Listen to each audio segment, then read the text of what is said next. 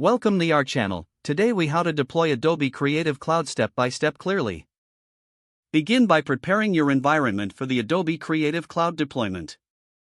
Ensure your system meets the minimum requirements for installation. Download the Adobe Creative Cloud Packager from the Adobe website. Install the Creative Cloud Packager on your computer. Launch the Creative Cloud Packager application.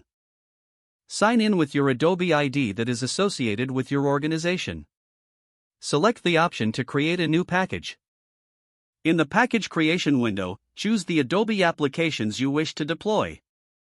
Configure the installation settings according to your organization's preferences. Decide if you want to customize the application settings, such as auto updates or language options. Specify the output folder where the package will be saved. Review your selections and click on the Build button to start creating the package. Once the package has been successfully created, navigate to the Output folder. You will find an installation file and necessary deployment instructions there.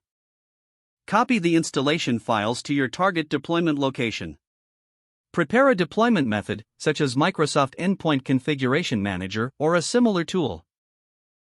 If using a scripting approach, create a script to automate the installation process. Run the script or execute the deployment tool to install Adobe Creative Cloud on users' machines.